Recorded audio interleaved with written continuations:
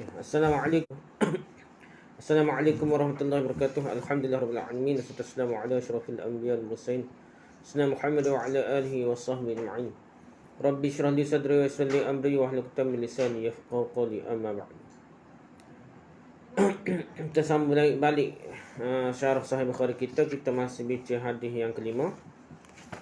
Kita nak ngelah-ngelah hadis ni.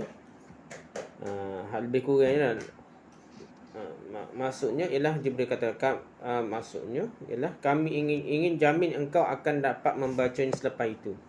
Jadi Nabi tak perlu tergesa-gesa menggerak-gerakkan bibir. Ada jaminan Nabi automatik akan ingat lah. Setelah itu apabila Rasulullah SAW didatangi Jibril, baginda hanya mendengar terlebih dahulu bacaan Jibril. Kemudian apabila Jibril telah berlalu, sudah Jibril sampai ke wahyu kepada Nabi dia. Baginda sallallahu alaihi wasallam mampu membacanya sebagaimana dibaca oleh Jibril sebelum itu. Jadi tak payah paksa ngapa, automatik ingatlah Nabi ni. Jadi Jibril baca apa Nabi? Lepas tu automatik Nabi pun baca serupa dengan Jibril baca dah. Okey, dalam bab ini dah. Kesesuaian hadis kelima dengan tajuk bab. Melihat kepada makna dan maksud hadis kelima ini, anda akan dapati ia adalah antara yang paling bersesuaian dan bertepatan dengan maksud tajuknya. Bagaimana permulaan datangnya wahyu kepada Rasulullah SAW. Jadi bagaimana? Bukan nak cerita sekadar datang wahyu pertama dah. Bagaimana datangnya wahyu dah. Jadi Sahih Bukhari ni antara perkara pentingnya ialah menguasai tajuk bab dah. Abwabut tarajim dah. Kalau kita faham bab tajuk dengan baik, maka kita lebih faham maksud sebenar Imam Bukhari nak sampai kepada kita dah. Bukan sekadar hadis, bab dia tu penting sangat untuk dipahami lah. Okay, para ulama telah mengemukakan beberapa kesesuaian di antara hadis yang kelima ini dengan tajuk babnya. Antara lainnya adalah seperti berikut. Pertama, sudut kesesuaian yang terdapat dalam hadis ini ialah kegopohan Nabi SAW untuk mengikuti bacaan Jibril AS. Dia ikut senadun. Nabi Jibril baca, terus Nabi SAW ikut selanjutnya. Dengan menggerak-gerakkan bibir sebelum Jibril menamatkan suatu bacaan. Serentak lah. Macam serentak tu cepat sebut Nabi sebut. Takut tak ingat macam-macam lah. Kerana beliau masih belum biasa dengan pengalaman menerima dan mengungkapkan kembali ayat Al-Quran yang diajarkan oleh Jibril AS. Tak biasa lagi lah. Ditambah pula oleh kebimbangan terhadap keupayaan dirinya untuk menguasai setiap bacaan dilafazkan oleh Jibril. Takut tak ingat maulid. Menguasai maulid dah. Situasi sebegini jelas menunjukkan bahawa ia hanya berlaku di peringkat permulaan mendapatkan wahyu sahaja. Memandangkan keadaan Nabi SAW yang seolah-olah tidak yakin dengan kemampuannya untuk membaca. Selepas Jibril selesai menyampaikan wahyu itu, dia takut tak dibaca serupanya Jibril baca dah. Allah SWT telah menegur dan meyakinkan Nabi SAW bahawa urusan pengumpulan dan pembacaan Al-Quran bukanlah tugas yang dibebankan kepada beliau. Nak kupu, nak seringat, molek, baca susun ke apa ni, baca Quran ni. Bukan Allah suruh kepada Nabi, tapi Allah sendiri akan jaga dah. Malah ia adalah kerja Allah SWT. Akhirnya Nabi SAW tidak lagi mengejar-gejar bacaan Jibril. Malah baginda akan mendengar dengan tekun dan teliti terlebih dahulu bacaan Jibril. Setelah Jibril selesai membaca sejumlah ayat-ayat yang telah ditetapkan, barulah baginda memulakan bacaannya dengan perasaan yang lebih tenang, dengan relax, tenang dah. Itulah kesesuaian zahir yang terkandung dalam hadis ini dengan terjematul bab. Terjematul bab ni maksudnya tajuk bab lah. Tajuk bab dah. Atau tajuknya yang menceritakan tentang permulaan wahyu itu. Jadi terjemah ni masuk biografi pun ya dah. Masuk je tajuk pun ya tajuk bab dah. Jadi terjemah kita ni masuk terjemah tu lain sikit lah. Tapi terjemah tu sini ni maksudnya tajuk bab ni. Okay, yang kedua dah, tajuk tersebut telah juga mengandungi maksud yang tersirat yang menyerlahkan kehebatan dan keagungan Al-Quran. Jadi tajuk tu nak ceritanya hebatnya Quran dan agungnya Quran. Hakikat ini terbukti oleh keadaan Nabi SAW yang masih merasa gugup dan bimbang terhadap keupayaan dirinya untuk menguasai dan mengungkapkan wahyu yang terima dah. Meskipun Nabi SAW tentunya sedar bahawa beliau adalah orang yang terpilih di antara sekian makhluknya dan sekaligus diberikan kelayakan dan kemampuan yang mencukupi untuk menyempurnakannya. Tapi gitulah peringkat awal berasa percaya tak percaya dah. Boleh tak boleh berasa gitulah. Dalam nama kak dia tegur pula, jadi Nabi lebih tenang. Yang ketiga, kerinduan yang amat mendalam di dalam jiwa Nabi SAW terhadap kedatangan Al-Quran. Ia ditunggu-tunggu sebelumnya telah menyebabkan baginda tidak sabar-sabar lagi untuk membacanya. Sehinggalah baginda terus saja memulakan bacaan walaupun belum sempat Jibril menyempurnakan bacaannya terlebih dahulu. Sebab Nabi rasa rindu dan sebab Nabi nak sebut awal-awal. Yang keempatnya, kalau hadis ketiga menggambarkan tempat wahyu permulaan terima, iaitu di Gua Hira, maka hadis yang kelima ini pula menggambarkan keadaan Nabi SAW yang menerima wahyu di peringkat permulaan. Boleh dikatakan sebelum turunnya beberapa ayat dalam surah Al-Qiyamah, begitulah keadaan baginda. Terkejar-kejar mengikut bacaan Jibril AS dengan menggerak-gerakkan bibir sebelum Jibril menamatkan satu bacaan. Jadi Nabi ni lepas hak pertama, hak kedua pun yang Madasir dan seterusnya, sehinggalah sampai surah Al-Qiyamah ni barulah Nabi ditegur tu, barulah Nabi tidak belorak, ada tidak sebut selalu baca Jibril itu dah. Semua keadaan yang tersebut di atas tentu sekali seketika sesahaja dialami Nabi SAW. Jadi tidak sama memula peringkat awal. Ia telah berlaku hanya di peringkat permulaan terwahyu kepada baginda sahaja. Setelah segala-galanya dijamin oleh Allah menerusi beberapa ayat dalam surah Al-Qiyamah seperti tersebut. Di dalam hadis ini tidak ada lagi keadaan seperti ini berlaku. Nabi tak sebut lah. Nabi tidak gerak bibir dah nak sebut selalu apa yang dibaca Jibril. Tunggu perabi Jibril baru Nabi baca dia. Lihat Kashful Bari jilid 1 muka surat 449 hingga 450. Nasrul Bari jilid 1 muka surat 141. Idahul Bukhari jilid 1 muka surat 18. Al-Abwab wat Tarajim jilid 1 muka surat 27. Lepas tu kaedah usul fiqah yang disimpulkan daripada firman Allah yang tersebut dalam hadis ini. Dalam hadis ini ada sebut ayat Quran. Jadi apakah hukum kaedah fiqah ni? Kaedah umum lah. Kaedah kuliah umum ni macam peringkat awal tu kaedah dia dah. Pengecualian itu jaga berlaku dah. Jadi kaedah asah yang buat kaedah dalam usul fiqh ni, apakah daripada ayat surah Al-Qiyamah tersebut daripada ayat yang ke-19, summa inna alaina bayanah, yang bermaksud kemudian sungguhnya kepada kamilah terserah urusan menjelaskan kandungannya yang memerlukan penjelasan. Jadi nak jelas ayat Quran satu kau tak? Nak jelas ayat Quran pun Allah SWT yang bimbing Nabi dah. Lepas tu setengah ulama telah menyimpulkan satu kaedah usul dalam ilmu usul fiqh ni. Jadi ilmu usul fiqh ni ilmu nak menyatakan punca pada fiqh ni. Dasar-dasar fiqh lah, usul lah. Iaitu takhirul bayan an waqtil khitab, bermaksud menangguhkan keterangan terperinci tentang sesuatu daripada waktu ia disampaikan. Dalam arti kata lain, menjelaskan perincian maksud sesuatu kata-kata yang diucapkan atau disampaikan secara umum sebelumnya. Jadi ada kaedah usul fiqhnya ada yang boleh dilewatkan dah. Takhirul bayan an waqtil khitab. Mengakhirkan penjelasan ketika ia disampaikan. Contohnya dalam mendirikan sembahyang, perincian kepada ibadah sembahyang seperti syarat-syaratnya dan rukun-rukunnya belumlah diperjelaskan lagi oleh syariat, walaupun sembahyang itu sendiri telah pun diperkenalkan terlebih dahulu. Wajib sembahyang ke apa tu? Suruh sembahyang tu ada dah, tapi nak suruh secara detail perkaat berapa, ada cara-cara sembahyang tu tak, peringkat awal tidak detail dah. Hanya selepas kewajipan mendirikannya diisytiharkan, barulah segala perincian yang berkaitan dengan hukum mendirikannya diperjelaskan oleh syariat. Peringkat awal dulu sembahyang sajalah, sembahyang tidak ada detail lah. Lepas tu lah diperjelaskan lepas kata Isra' Mi'raj macam-macam lagi tu lah.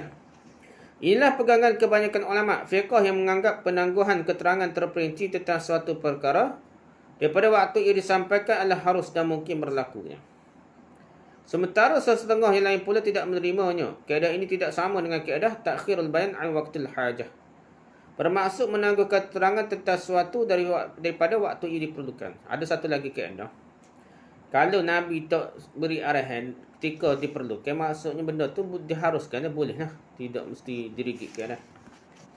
Jadi masa perlu tu, tiba-tiba Nabi biarkan, maksudnya benda tu boleh lah, gitu lah. Kerana penangguhan keterangan tentang sesuatu daripada waktu yang ia diperlukan segera adalah tidak berlaku sama sekali lah. Kalau benda tu perlu, mestilah Nabi wayak. Jadi dia Nabi tak ayat benda tu berlaku dah zaman Nabi, dan tidak Nabi tidak perincikannya, maka itu dibiarkan dengan keumumannya lah. Dah. Lihat Abwaab At-Tarajim jilid 1 muka surat 27, Fathul Bari jilid 8 muka surat 63, Irsyadus Sari jilid 1 muka surat 99. Okey, lepas tu berkaitan ayat ke-16 hingga ayat ke-19 surah Al-Qiyamah dengan siyak dan sibaknya. So lagi Al-Quran ni kena faham dengan siyak dan sibaknya, pendahuluannya dan pengakhirannya. Kita tengok konteks ayat penyeluruh lah. Bukan Al-Quran saja, bahkan hadis ni asbabul wurud pun kena bincang molek dah. Tidak kita jumuk dan salah pasal sunnah dan salah pasal hadisnya.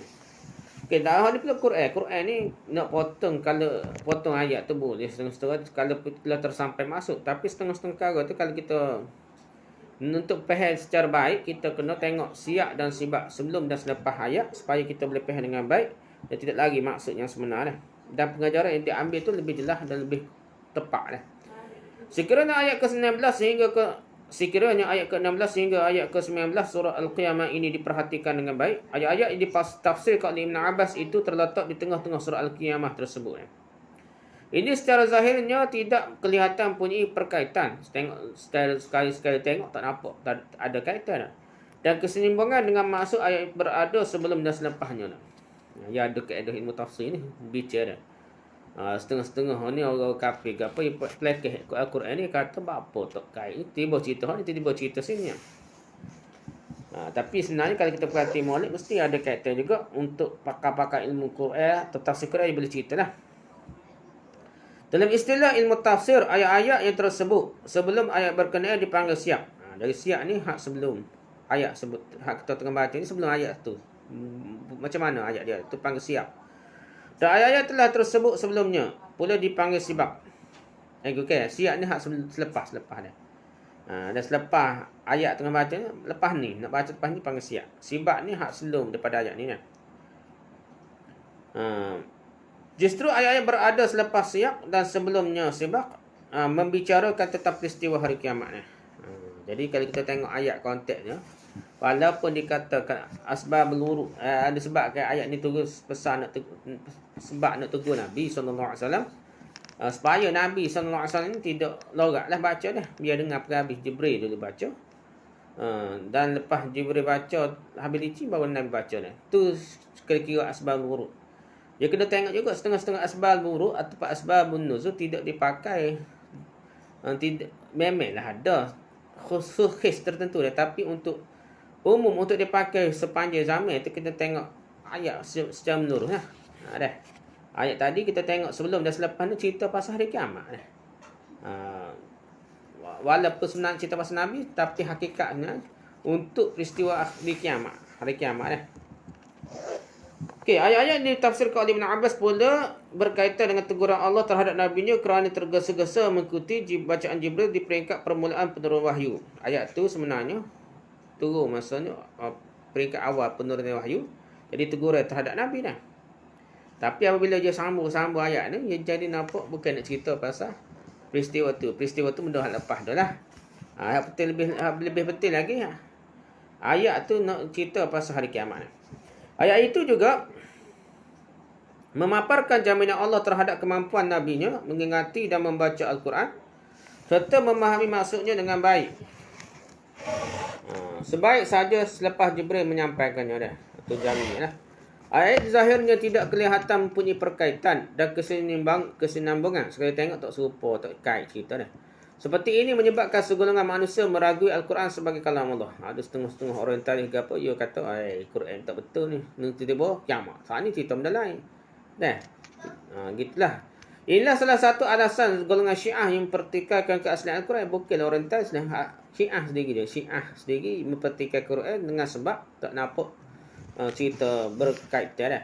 Sesungguhnya mereka mendakwa bahawa kandungan sebenar Al-Quran adalah sebanyak 40 juzuk. Bukan 30 juzuk, 40 juzuk. Tetapi malahnya 10 juzuk daripadanya telah dibuang oleh Sayyidina Uthman. Itu Sayyidina Uthman ni buang 10 juzuk dah. Itulah sebabnya kita sering dapati banyak daripada ayat Quran tidak berkaitan di antara satu sama lain, kata Syiah. Begitu dia orientalis kan. Di celah-celah ayat Quran yang ada di tangan umat Islam hari ini, entah sebanyak mana telah dibuang oleh Sayyidina Uthman dan kuncu-kuncunya. Kononnya, Yang dibuang itu ialah ayat tentang kelebihan dan keutamaan imam-imam mereka dari kalangan Ahlul Bait. Namun semua itu tidak lebih daripada dakwaan dan tuduhan yang tidak berasas semata-mata. Di dalam menghuraikan masalah ayat Quran yang kelihatan tidak berkaitan dan tidak bersesuaian di antara satu dengan yang lainnya, itu para ulama telah mengemukakan 10 jawapan berikut. Nampak tak serupa, tak kait dah. Bukan ayat ni saja, ayat tempat lain pun banyak berlakon. Kita tengok siak dan sibaknya. Cerita pasal kiamat, tapi tengah tu cerita hadis asbabul wurud dah. Dah. Cerita tafsir tu tentang peristiwa tertentu dah. Belah mana dah? Ulama jawab macam mana dah?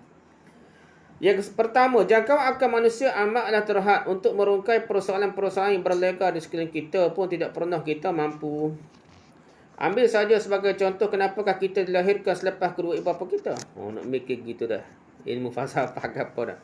Kenapa anda jadi anak kelima bagi kedua ibu bapa anda tidak anak keempat, ketiga dah? Manusia tidaklah mampu merungkai persoalan-persoalan itu kerana ia tidak berkait dengan perbuatan mereka. Malah ia berkait dengan kekuasaan, kejadian dan kehendak Allah SWT yang maha mengetahui tentang segala sesuatu tu. Jadi kalau kita nak fikir pecah kepala pun tak dapat jawapan. Kenapa kita ni anak kedua, pertama? Kenapa kita duduk Kelantan lah, duduk Kuala Lumpur, duduk Selangor, duduk Jepun. Kenapa kita belajar? Kalau kita tak mau belajar Jepun, siapa Jepun? Kalau tak mau belajar di Malaysia, siapa Malaysia? Ada macam-macam lah dah. Jadi benda tu kita kalau kita fikir pecah kepala tak selesai, yang pentingnya kita tahulah itu menandakan kekuasaan Allah SWT dan ada hikmahnya dah.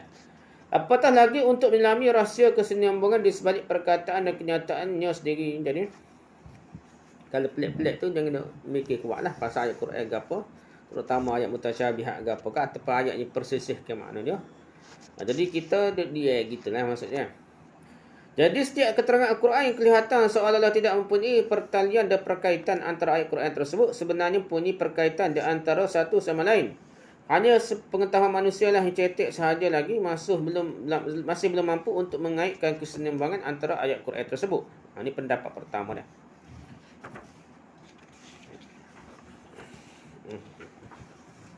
Pendapat kedua dah, Imam Ar-Razi meninggal 606 Hijrah mempunyai pandangan tersendiri. Di dalam tafsirnya Mafatihul Ghaib dah. Kunci ghaib dah. Okey.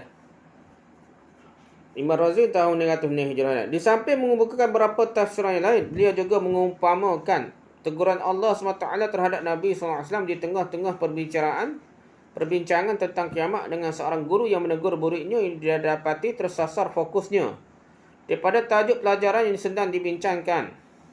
Lantas si guru berkata, jangan menghilang tumpuan dan jangan berpaling ke kanan dan ke kiri. Jadi ini tafsiran Imam Ar-Razi lah. Jadi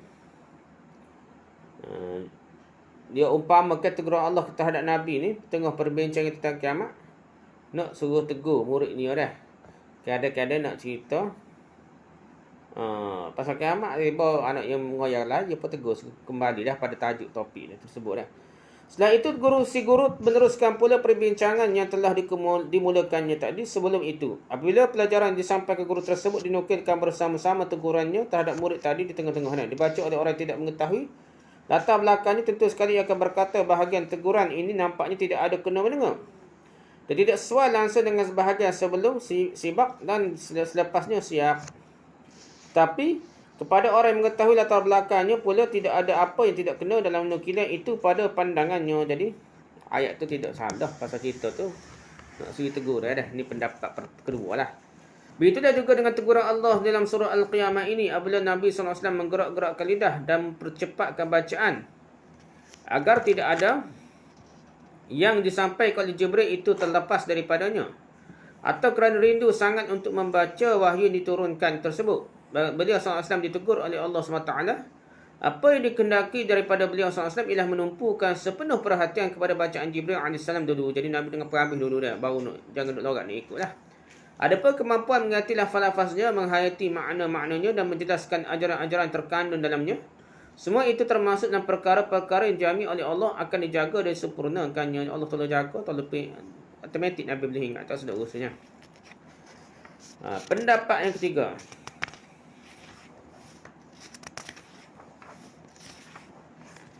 Az-Zamakhsyari meninggal 538 Hijrah mentafsirkan Setelah Allah SWT bersumpah dengan hari kiamat dan menggesa manusia supaya berfikir dan mengambil berat tentang apa-apa yang akan berlaku pada hari itu kelak, Al-Ajilah. Inilah yang ditekankan oleh Allah dalam sibak ayat-ayat sedang kita bicarakan sekarang. Allah SWT juga secara tersirat mencela dunia yang fana ini, Al-Ajilah. Itu maksud tersirat ni tak? Pasal Zamakhsyari ni pakar bahasa dan dia ni Mu'tazilah juga. Jadi dia kuat mikirlah. Jadi matlamatnya supaya mana berfikir tentang hari akhirat dah. Al-Ajilah. Al-Ajilah ni hari akan datang dah. Kelak. Sedangkan sibak pula kita benda sekarang ni Allah SWT juga secara tersirat mencela dunia yang fana ini, Al-Ajilah. Sebenarnya segera ni lah. Oleh kerana Nabi SAW juga hendak cepat menguasai apa yang disampaikan oleh Jibril AS kepadanya dan tidak sabar-sabar menanti Jibril membacanya sampai habis. Beliau SAW ditegur oleh Allah SWT. Jadi Nabi sendiri kena tegur kepada Allah. Kerana sifat hendak cepat dan gopoh Al-Ajilah ni, Al-Ajilah dia, seperti itu adalah sifat yang tercela dan ia merupakan salah satu sifat dunia yang penghuninya yang fana, penghuni yang musnah lah. Sifat itu tetap tercela walaupun untuk menguasai ilmu agama pun sifat tergesa-gesa terburu-buru ni tak lorak sebelum mati ni akan jadi rosak lah. Gitulah dah. Jadi tak sampai masanya jangan duk lorak dah. Ngaji pada bertahap. Kitab kecil tu baru kitab besar gitu ya. Kemudian selepasnya baru Allah mencela secara terang-terangan dunia yang fana ini, Al-Ajilah, menerusi firman-Nya, kalla bal tuhibbun al-ajilah. Bermaksud sekali-kali janganlah demikian. Sebenarnya kamu wahai manusia mencintai kehidupan dunia. Tuhibbun al-ajilah. Surah Al-Qiyamah ayat 20. Itu pendapat yang ketiga Zamakhsyari. Jadi suruh berfikir, mengambil berat berlaku pada al-ajilah, masa akan datang hari akhirat lah. Jadi dunia ni tercela al-ajilah ni. Itu pendapat yang ketiga Az-Zamakhsyari. Pendapat yang keempat Al-Qaffal. Jadi Al-Imam Abu Bakar Muhammad bin Ali bin Ismail Asy-Syafi'i meninggal 365 Hijrah. Pula mentafsirkan bahawa teguran yang dibuat dalam ayat la tuharrik bihi lisanaka lita'jala bih. Itu bukanlah tujukan pada Nabi SAW. Jangan menggerak-gerak bibir. Itu sebenarnya bukan nak cerita pasal Nabi ni. Sebaliknya ditujukan pada seluruh umat manusia. Kerana setiap manusia di hari kiamat kelak akan membaca buku suratan amalan masing-masing berdasarkan firman Allah SWT dalam ayat Iqra' kitabaka kafa bi nafsikal yawma 'alaika hasiba. Bermaksud bacalah buku suratan amalanmu, cukuplah engkau sendiri pada hari ini menjadi penghitung terhadap dirimu tentang segala yang telah engkau lakukan. Surah Al-Isra' ayat 14. Jadi nak tafsir ayat ni yang ambil ayat surah Al-Isra' ayat 14 ni. Jadi situ ni suruh kita ni masing-masing menerima catatan amalan masing-masing dan kita kita lah tengok sendiri lah, boleh tengok sendiri amalan dah. Jadi malam nak baca kitab amalan kita masing-masing ni, ada setengah manusia tu gerak bibir lah. Baca bila-bila gerak bibir. Menurut Al-Qaffal, perkara ini telah dijelaskan oleh Allah SWT dalam sibak ayat-ayat tersebut dan ayat sebelumnya dah. Iaitu dalam ayat ke-13 sebelumnya, yunabba'ul insan yawma idzin bima qaddama wa akhkhar. Bermaksud pada hari itu manusia akan diberitahu tentang apa yang ia telah lakukan dan apa yang ia telah tinggalkan. Surah Al-Qiyamah ayat 13. Lalu apabila bacaan mereka sampai kepada catatan amalan buruk masing-masing, mereka akan percepatkan bacaan kerana gerun dan takut pada balasan yang akan terima serta malu untuk mendedahkannya di hadapan khalayak ramai di mahsyar nanti. Pada ketika itulah dikatakan kepadanya, la tuharrik bihi lisanaka lita'jala bih. Jadi cerita tu walaupun dalam hadis ceritanya la tuharrik bihi lisanaka lita'jala bih ni nak cerita Allah SWT tegur Nabi kan. Tegur Nabi supaya Nabi jangan lorak baca dah, biar perawih dulu Jibril AS baca dah. Tapi kita kena tengok dah ayat Quran tu sebenarnya nak cerita pasal Al-Qaffal kata memang cerita pasal hari kiamat dah. Masa orang terima catatan amal masing-masing ni, ada orang ni gerak bibir dia dah. Gerak bibir dia. Jadi nak tegur situ dah. Dia boleh dua konteks yang berlainan dah. Cerita walaupun asbabun nuzul dia dah. Asbabun nuzul Al-Quran. Asbabun nuzul ni pasal hadis kita bincang tadi dah. Kerana tegur Nabi, Allah SWT tegur Nabi.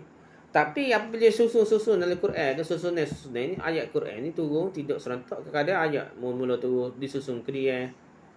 Hak siapa lewat tak lewat atas, kadang hak lewat siapa awal lagi Quran turun tapi tak nak ke belakang dia. Ada berapa susunannya tidak serupa dengan asbabun nuzul dah.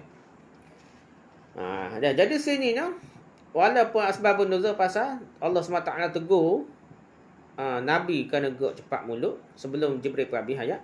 Tapi konteks ayat sebenarnya siap ni sibak ni nak cerita pasal hari kiamat. Ada orang terima amalan dia, kitab amalan dia lorak nak baca, siapa je kau. Bibir dia gerak dia, baca yang sampai bibir gerak, nampak lorak. Nak tahu gapalah amalan dia. Cukup atau cukup esok dah. Berapa kita ni nak?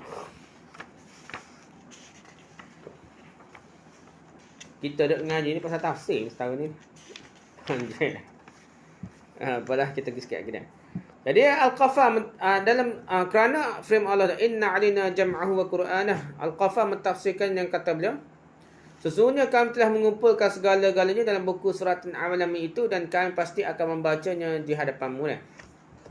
Jadi serta walaupun asal-asal tu nak cerita pasal Al-Quran tu, nak supaya Allah akan kumpulkan Quran dalam dada Nabi, Nabi tak perlu paksa apa, automatik ingat dah. Itu hak asal-asal dia. Tapi ayat Quran ni pasal cerita pasal kiamat hak awal dia, dan selepas ayat ni cerita pasal kiamat lagi. Dan tengah-tengah ayat ni tentu juga pasal kiamat. Jadi maksud dia bukanlah mengumpulkan Quran tapi mengumpulkan segala catatan amal dah, buku suratan amal, catatan amal yang dibuat oleh manusia tu. Jadi situ dia kumpul dia. Jadi kita boleh baca kitab amalan kita masing-masing dah. Dan kita membacalah, akan dibaca kepada kita lah. Kalau kita tak baca pun ada je baca dah automatik di zaman kiamat, masa zaman canggih lah. Lepas tu ayat ke-18 lepasnya ialah fa iza qara'na fattabi' qur'anah. Menurut tafsir Al-Qafat adalah apabila kami selesai membacanya, terima sajalah kandungan apa yang dibaca itu, fattabi' qur'anah. Jadi kalau amalan agak baca, kalau mu tak sempat baca, ada orang terlalu baca kamu, kitab amalanmu tu mu kena terimalah, hakikatnya dah terimalah. Baik ke buruk pun. Itulah benda kita buat atas dunia ni dah. Jadi kita minta tolonglah Allah SWT selamatkan kita dah. Ayat ke-19 selepasnya pula ialah summa inna alaina bayanah.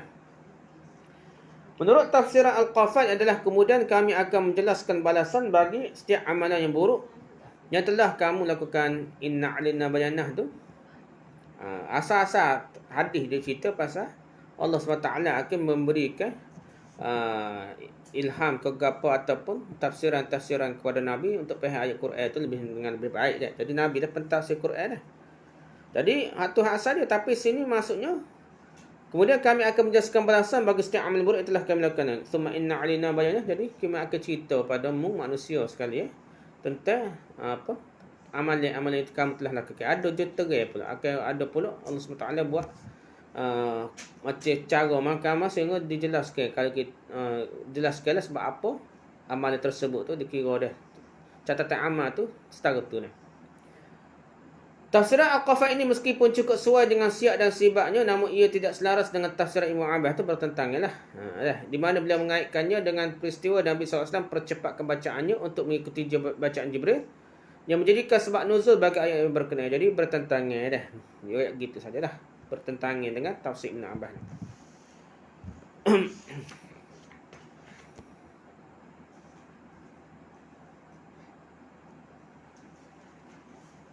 Aku apa dah. Rasa nak berhenti kata tak. Pasal tafsir Al-Qafah ni panjang lagi dah. Ya ada lagi tafsiran yang kelima ni, tafsir Al-Qafah juga dah.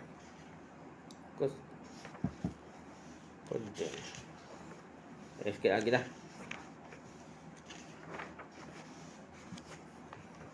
Pelan kita baca. So 2 3 4 5 ke surat. So 2 3 4 5 apa 9 muka surat. Kita baca lagi lah. Dah.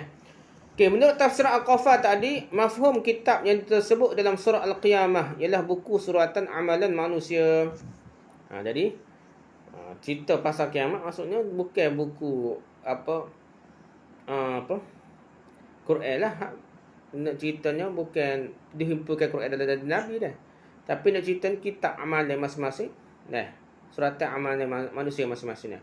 Tafsiran itu berbeza sekali daripada tafsiran Ibn Abbas lah. Kerana dalam tafsiran beliau, mafhum kitab yang tersebut dalam surah Al-Qiyamah ialah Al-Quran yang disampaikan oleh Jibril kepada Rasulullah SAW. Tafsiran yang kelima ini dilihat cuba mengaitkan dan menyesuaikan mafhum kitab menurut tafsiran Ibn Abbas dan Al-Qafal, kedua-duanya sekali digabunglah. Asas bagi tafsiran kalimah ini terletak pada keterangan Al-Quran sendiri, di mana setiap kali kitab atau buku suratan amalan di akhirat tersebutkan dalam Al-Quran, Allah SWT berkali-kali menyusulkannya dengan kitab suratan hukum dunia iaitu Al-Quran. Jadi suratan amal akhirat tersebut dalam Al-Quran dah. Cuba lihat sebagai contoh, kita tengok contoh beberapa ayat. Berapa kelompok ayat Al-Quran yang akan dibentangkan ini nanti. Pertama setelah Allah Taala firman, yauma nad'u kullu unasin bi imamihim faman utiya kitabahu bi yaminihi fa ulaika yaqra'una kitabahum wa la yuzlamuna fatila. Bermaksud, ingatlah pada hari kami menyeru tiap-tiap kumpulan manusia dengan nama imamnya, nama ketua dia, imamnya dia, bi imamihim. Kemudian siapa yang diberikan kitabnya di tangan kanannya, maka mereka itulah akan membaca dengan sukacita dia. Fa ulaika yaqra'una kitabahum. Dan mereka tidak dianiaya sedikit pun, wala yuzlamuna fatila. Surah Isra ayat 71. Allah menyusulkan firman-Nya itu dengan firman Allah berikut, walaqad sarrafna lin-nasi fi hadzal qur'ani min kulli mathal fa aba aktsarun nasi illa kufura. Bermaksud dan sesungguhnya kami telah menerangkan berulang kali kepada manusia dalam Al-Quran ini bermacam-macam perumpamaan untuk jadikan iktibar. Daripada itu kebanyakan manusia tidaklah mahu menerima selain dari kekufuran. Surah Isra ayat 89. Lihat dalam ayat ke-71 surah Isra disebutkan kitab atau buku suratan amalan manusia di akhirat. Di dalam ayat ke-89 surah Isra pula disebutkan kitab atau buku panduan hidup manusia di dunia, itu Al-Quran. Jadi ayat 89 surah Isra Quran, ayat ke-71 ayat surah Isra surat amal. Jadi dia ada tu buku kitab-kitab ni. Kitab amal ni, kitab Quran ni, kadang-kadang ada dah, dua-dua tu ada maknanya.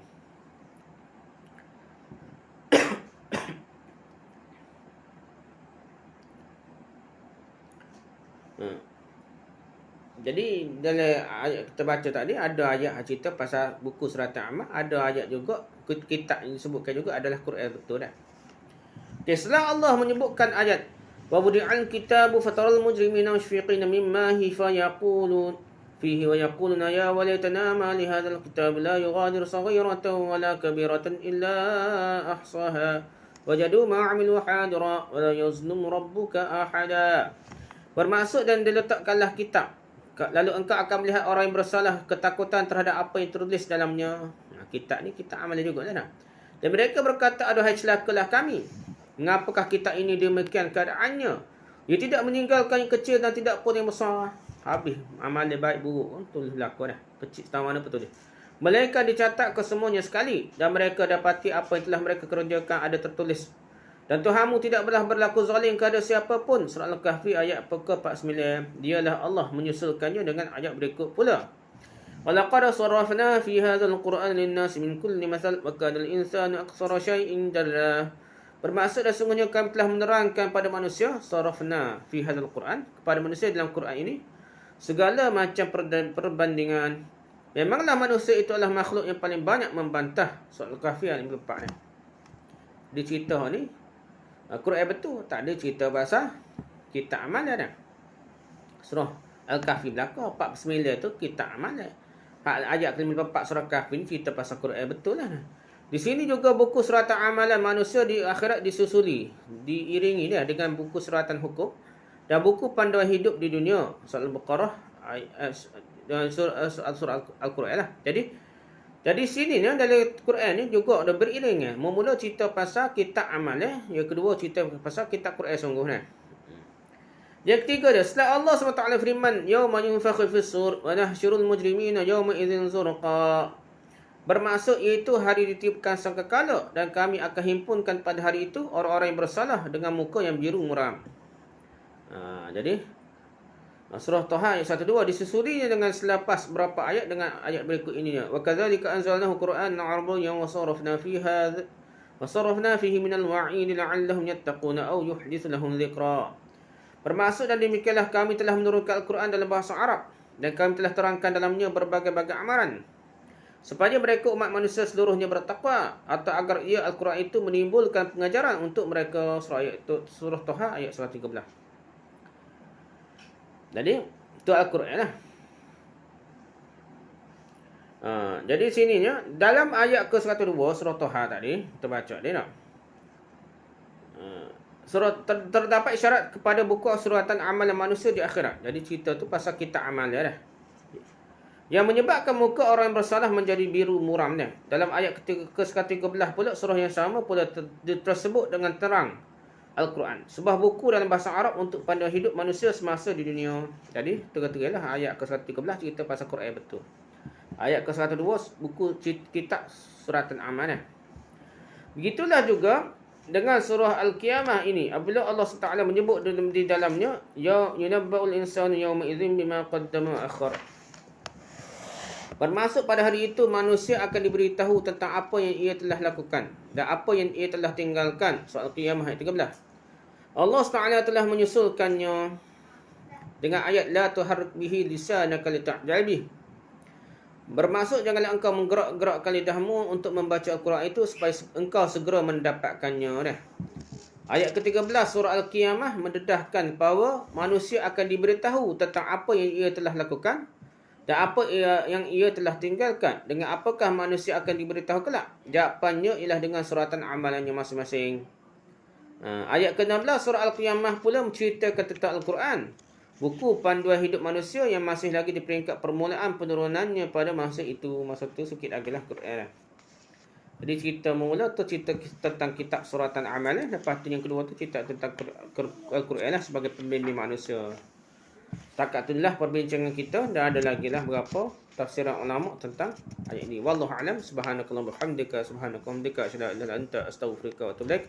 Assalamualaikum warahmatullahi wabarakatuh.